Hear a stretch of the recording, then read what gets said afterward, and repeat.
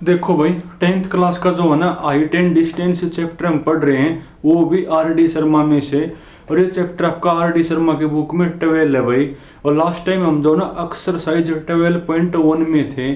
और बेस मैंने आपको बताया कि आप स्टेटमेंट पढ़ के सबसे पहले फिगर बनाओ। फिगर में क्या हुआ, दो आपकी बनेंगे राइट एंगल ट्रेंगल, वहां से आपके दो इक्वेशन आ जाएंगे और दो इक्वेशन को करके ना सिंप्लीफाई, उन दो अननोन की वैल्यू आ जाएगी। क्वेश्चन देखो भाई, सब कुछ तो क्वेश्चन दे आना है। देखो मैंने आपको जो है ना 32 तक करवा दिए, अब तुम पढ़ो 33। पढ़ना 33 एक बार। A man sitting at a height of 20 metre on a tall tree on a small island in the middle of a river observed two pole directly opposite to each other on the two bank of the river. क्या कहो भाई, कोई river है, उस river के middle में कौन है, एक ट्री है, और उस ट्री के ऊपर एक मैन बैठा हुआ है। यहां देखो, ट्री तो आपकी ग्राउंड के ऊपर ही होगी। ये मान लो आपकी ट्री रिवर है भाई, इस रिवर के मिडल में कौन है, एक ट्री है, ऐसे एक ट्री है। अब ऐसे तो आप बना नहीं सकते ना, आप तो बोर्ड पर तो ऐसे ही बनाओगे। तो इसके मिडल में कौन है, एक ट्री है भाई। और इस ट्री के ऊपर एक मैन बैठा हुआ है, और वो मैन क्या ऑब्जर्व कर रहा है भाई, कि इस रिवर के जो दोनों बैंक है ना, जो दोनों बैंक है वहां पर पोल है। वहां पर कौन है भाई, पोल है। एक ये वाला पोल है, और जो दूसरे वाला बैंक है ना रिवर का, उस पे भी कौन है, एक पोल है भाई। और ये जो मैन जो ट्री के ऊपर बैठा हुआ है, ये क्या ऑब्जर्व करे हैं कि मेरे से जो इन पोल का फिट है ना, जो इन पोल का फिट का एंगल ऑफ डिप्रेशन, मेरे से पोल के फिट का एंगल ऑफ डिप्रेशन वो आपको गिवन है। और वो एंगल ऑफ डिप्रेशन आप कैसे निकालोगे, आप पोल के फिट को मेन से मिलाओगे। मिलाना एक बार पोल के फिट को मेन तब, और एक तो ये वाला दिया हुआ है, और एक इसको भी मिलाओ। तो इनको आप मिलाओगे तो बारा फिर पढ़ लो भाई कि कोई रिवर है, रिवर के मिड में कौन एक ट्री है भाई, रिवर के दोनों बैंक पे कौन एक पोल है अपने, और उस ट्री के ऊपर कोई मैन है। उस मैन का जो पोल के फिट है, फिट के साथ एंगल ऑफ डिप्रेशन कौन है मेरे, एंगल ऑफ डिप्रेशन भाई एक 60 दिया हुआ है, और एक कौन है भाई, एक आपका 30 है भाई। और ट्री की जो हाइट है ना वो 20 मीटर है भाई। ट्री की हाइट कौन है मेरी, 20 मीटर है भाई। और साथ में वो ये भी कहो है कि जिस बेस के ऊपर आपका ट्री है ना, उसी पर कौन आपके ये पोल है। और ये लिखा हुआ ना कि to bank of the river and in line with on the foot of the tree. तो जिस के ऊपर ट्री है उसी लाइन के ऊपर कौन आपके पोल है भाई। चलो तो बाद की बातें हैं। एंगल ऑफ डिप्रेशन दिया हुआ है, और आपने बताना क्या है, आपने रिवर की विड्थ बतानी है। इस रिवर की आपने क्या बतानी है, विड्थ, यानी ये प्लस ये बनेगी वो, ये हाइट है भाई कैसी होगी मेरी, परपेंडिकुलर होगी हाइट। तो ये मैंने x मान ली, और यहां से यहां तक कि मैंने y मान ली। इनको नाम दो भाई a, b, c और d भाई। अब इसमें दो मेरी क्या है, राइट एंगल ट्रायंगल। दो कौन कौन सी है भाई, एक तो a b c, और एक मेरी है a c और d बनेगी। तो पेपर में से लिखोगे तो क्वेश्चन अपना यो 33 है ना, तो लेट लिख आप लेना की बार बोल के, let AC equal to 20, let AC equal to 20 be the height of the कौन भाई, ट्री का हाइट है मेरी, and let BC equal to X and CD equal to Y। CD equal to मैंने क्या मान ली भाई, Y मैंने मान ली।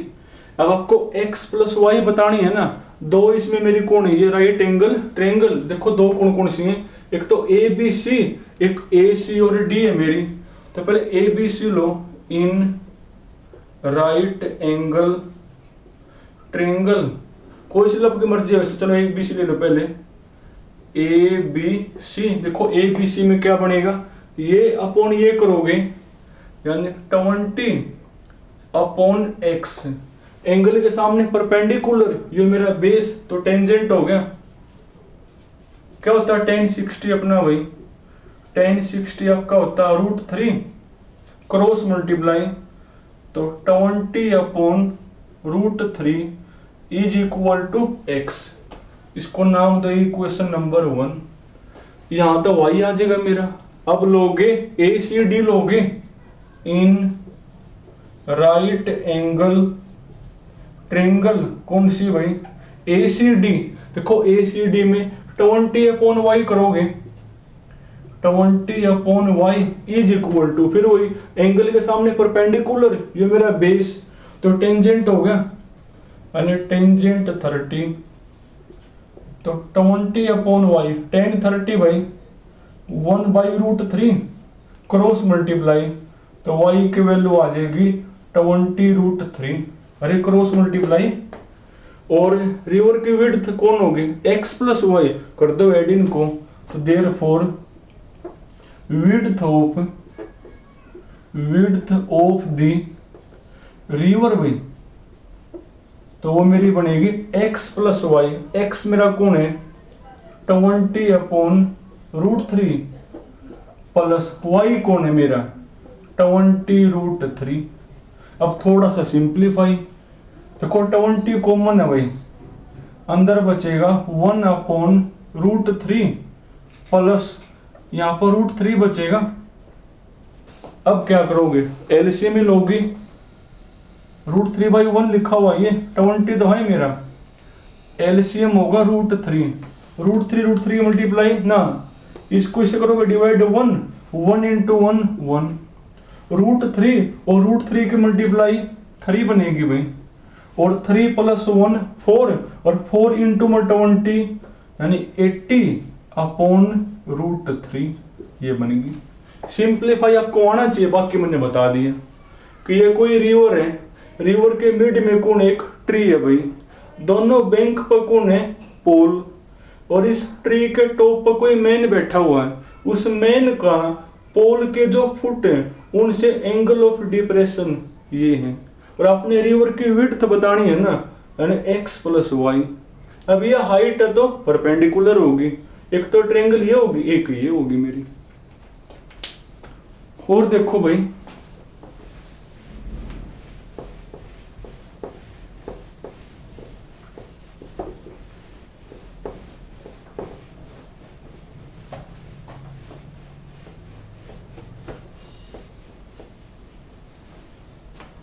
अब तुम पढ़ो 34 पढ़ो भाई। देखो 34 में क्या कहा है, a vertical tower stand on a horizontal plane.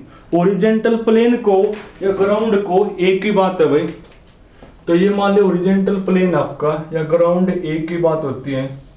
इस ओरिजेंटल प्लेन के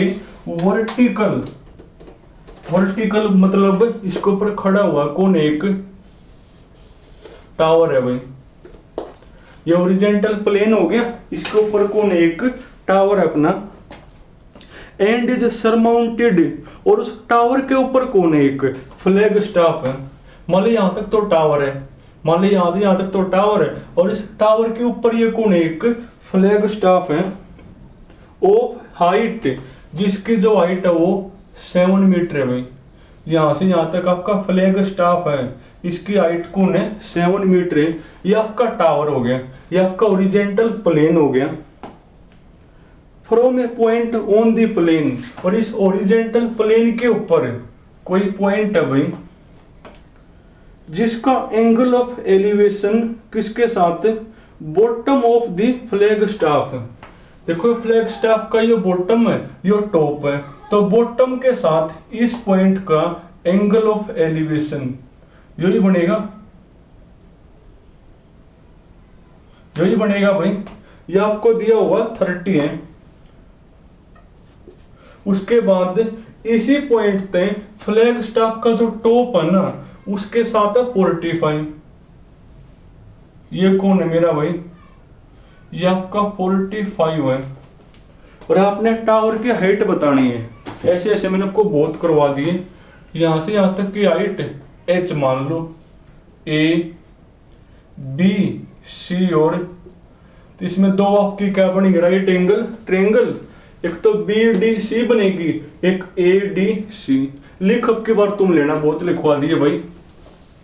तो पहले ट्रायंगल लोगे बी, ये भी माननी पड़ेगी ना, ये एक्स मान ले। तो पहले आप ट्रायंगल लोगे कौन सी, बी डी सी। देखो बी डी सी में ये अपॉन ये करोगे, h upon X is equal to, angle के सामने परपेंडिकुलर यो बेस, तो टेंजेंट 30 भी, तो h अपॉन एक्स, टेन 30 यानी 1/√3 क्रॉस मल्टीप्लाई, तो √3h इक्वल टू कौन, x हो गया मेरा। एक ये बड़े वाली बनेगी, एक ट्रायंगल कौन सी होगी, बड़े वाली, यानी ट्रायंगल एडीसी। एडीसी में ये पूरी अपॉन करोगे, पूरी h+7 भाई, h+7 upon x is equal to, angle 45 है ना, तो टेंजेंट 45 जो कि 1 होता है, h+7 upon x is equal to 1 cross multiply, h+7 equal to x। अब h की वैल्यू बतानी है, h के अंदर x की कर दो पुट, तो h+7 लिखोगे पेपर में पूरा जो पहले लिखवा रखे हैं। x की कौन है, √3h भाई। अब h वाले एक तरफ बाकी एक तरफ भाई, तो h माइनस h√3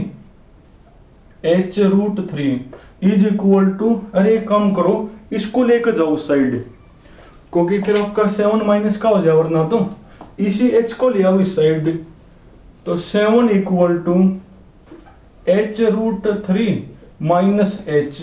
अब h कॉमन लोगे, अंदर बचेगा √3 माइनस 1, अब डिवाइड में आ जाएगा, तो h की वैल्यू होगी 7 अपॉन √3 माइनस 1।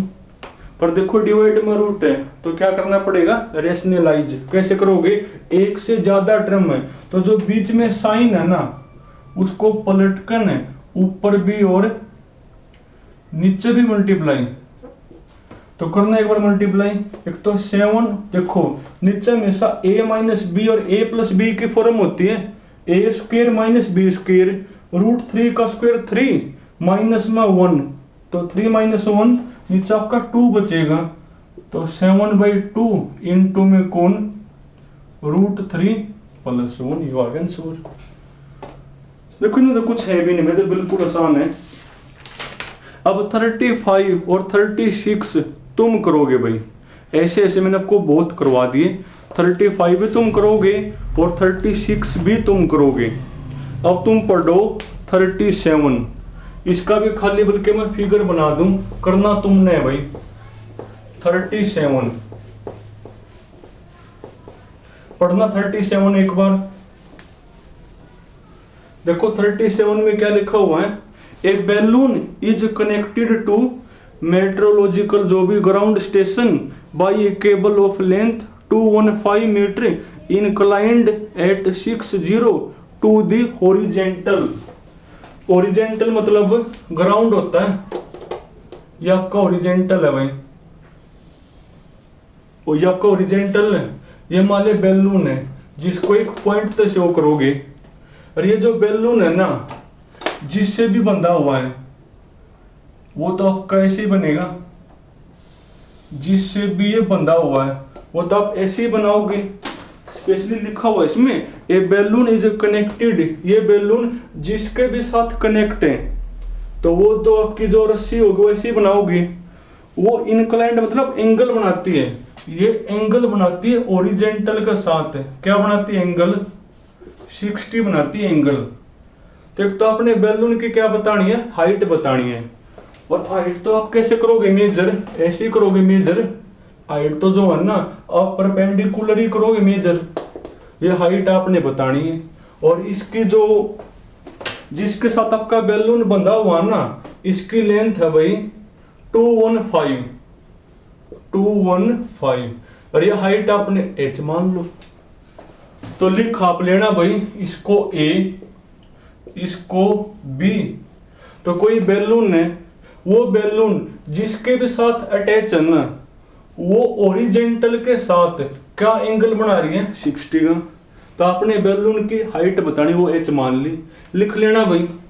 देखो h कैसे निकालोगे, अब की बार ये अपॉन ये करोगे यानी h अपॉन 215। देखो क्या बनेगा, एंगल के सामने परपेंडिकुलर 90 के सामने hypotenuse, perpendicular upon hypotenuse sine बनेगा भाई, साइन 60 हो गया।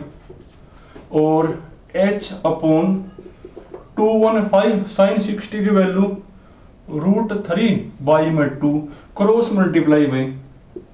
तो h की वैल्यू हो जाएगी √3 इंटू 215 बाई में कोण 2। ये आंसर आ गया अपना 37 है ना। तो 37, अरे साइन 60 की वैल्यू सही होगी, 60 का बनाता हुआ एंगल वो परपेंडिकुलर अपॉन हाइपोटेन्यूज, हाँ सही है। और क्वेश्चन नंबर अपना 36 है, तो 37 है भाई, 37 का आंसर हो रहा 186। ये अप्रोक्सीमेटली मिलेगा भाई कि पहले 215 को √3 तो मल्टीप्लाई 37 है ना, तो साइन ही बनता हुआ 90 के सामने हाइपोटेन्यूज परपेंडिकुलर अपॉन हाइपोटेन्यूज, तो साइन हो गया। तो साइन 60 कौन होगा अपना, तो साइन 60 तो अपना √3/2 ही होता है। करने पर √3 की मल्टीप्लाई 215 के साथ, √3 की वैल्यू होती है 1.714। चलो भाई चेक कर लें भाई, 1.714 इंटू में कोण 215 और डिवाइड में कोण 2 भाई, तो 184.25 और इसमें लिखा हुआ अप्रोक्सीमेटली। तो तुम यही छोड़ दोगे पेपर में, तो 37 है ना, तो 37 का है 186, ये अप्रोक्सीमेटली लिखा हुआ है। 215 तो सही है ना अपना, ये अप्रोक्सीमेटली लिखा हुआ है इसमें, क्योंकि आंसर तो अपना सही है ये कि कोई बैलून है कनेक्टेड टू मेट्रो 60 का बना हुआ एंगल और 215 है, determine the height of the balloon from the ground. सही अभी अपना आंसर ये कि कोई बैलून है जिसकी ग्राउंड हाइट आपने बतानी है, जिसके साथ वो अटैच है, वो ओरिजेंटल के साथ यो बना हुआ एंगल और h की बतानी है। तो h अपॉन ये करोगे, अब एंगल के सामने परपेंडिकुलर अपॉन हाइपोटेन्यूज, तो साइन 60 हो गया, साइन 60 कौन होगा √3/2 क्रॉस मल्टीप्लाई। तो तुम पेपर में यही छोड़ दियो, सही है ये। तो चलो तुम ना जाओ नहीं यहाँ तक करने, बाकी फिर कल करेंगे।